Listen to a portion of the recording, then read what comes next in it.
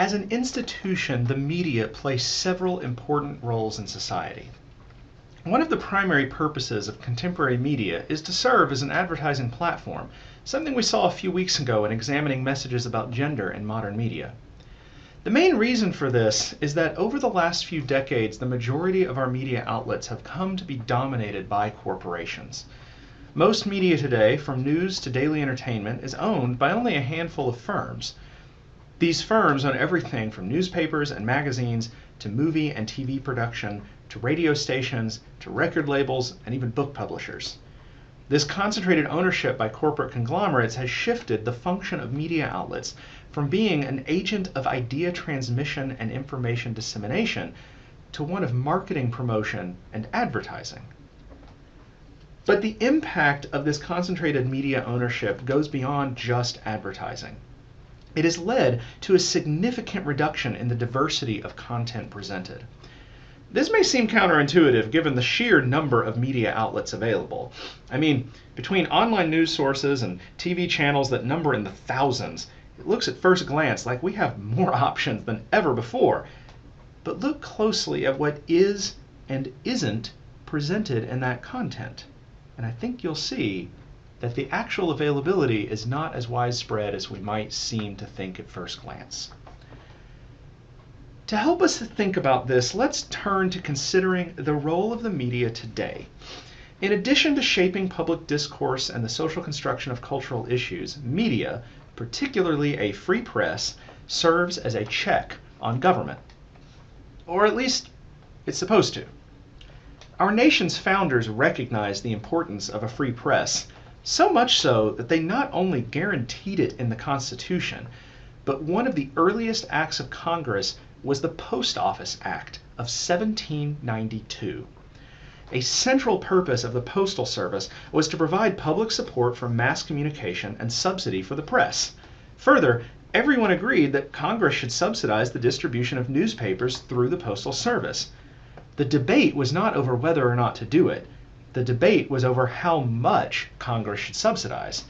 Some wanted to charge a nominal fee, while others, led by James Madison, said that any fee amounted to a tax on newspapers that was, quote, an insidious forerunner to something worse. In short, our founders knew that a vibrant and robust news system was important to the development of a vibrant and robust democracy. Why? Well, first, this is how we learn what's going on in the world around us. That's a very fundamental component to being able to effectively engage in democracy.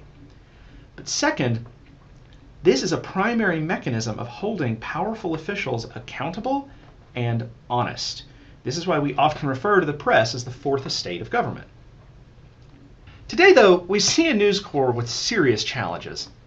A lot's been made lately of the liberal media, the conservative media, the dishonest media, the biased media, fake news, and a host of other related pejoratives. Some of that may be warranted.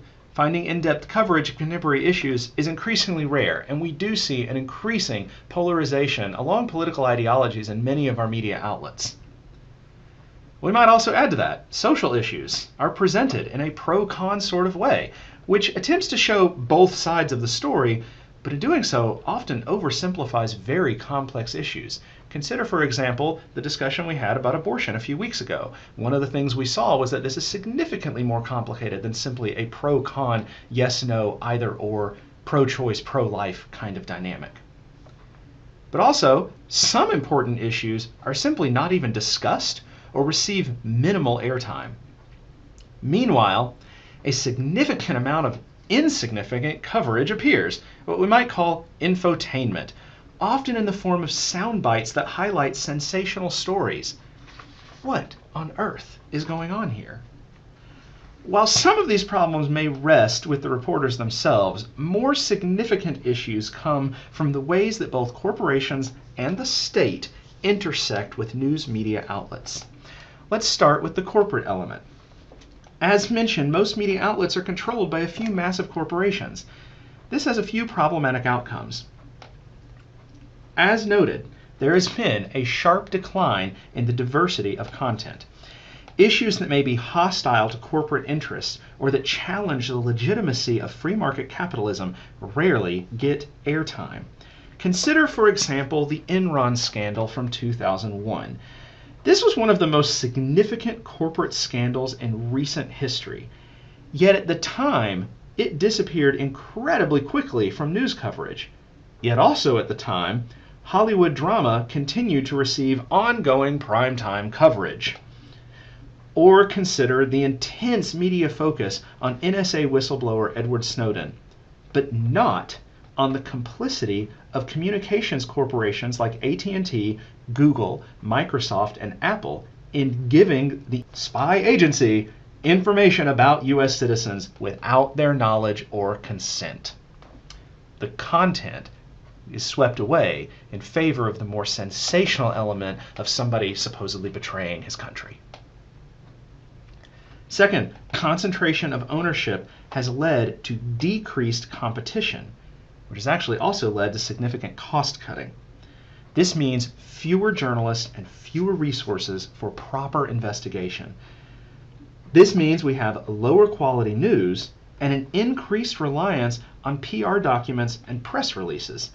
This allows corporate and political elites to shape the news themselves, often unchallenged. And that leads me to the state and thinking about the state's role in the problems of the media. The current administration has shown incredible hostility, both overt and subtle, to the news media, instead turning such interactions into just another form of entertainment. Here are just a few examples from the last year. Presentation of verifiably untrue claims as if they were true, and then calling them alternative facts. This undermines the credibility and legitimacy of the news. Some specific examples include reports on the size of the inaugural crowd, claiming that the media created a rift between Donald Trump and the intelligence community, or claiming that the current administration has signed more bills into law than any president before. Or consider the continual disparagement of the media, such as calling them the dishonest media or the fake news media. This serves to further undermine public trust in media outlets. Or consider the belittlement and chastisement of less than flattering news reports, and even veiled threats of lawsuits against individual reporters and even news corporations. This has generated a form of intimidation of reporters, to the point of even suggesting that dissent might itself be unpatriotic. The thing to note here is that a vibrant press is an incredibly important public good. A critically engaged and informative media body is essential to the functioning of a vibrant democracy.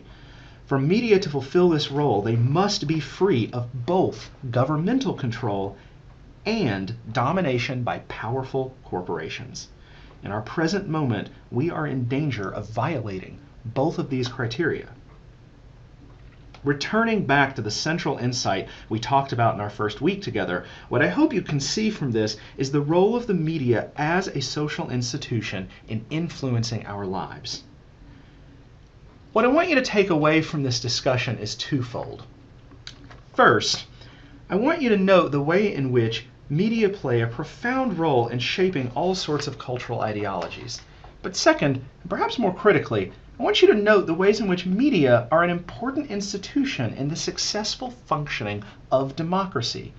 Yet their ability to continue in this role is under threat from both corporate and state actors. In our next class together, we will turn more explicitly to the political side of things by examining the role of the state as a social institution in a related arena known as civil society.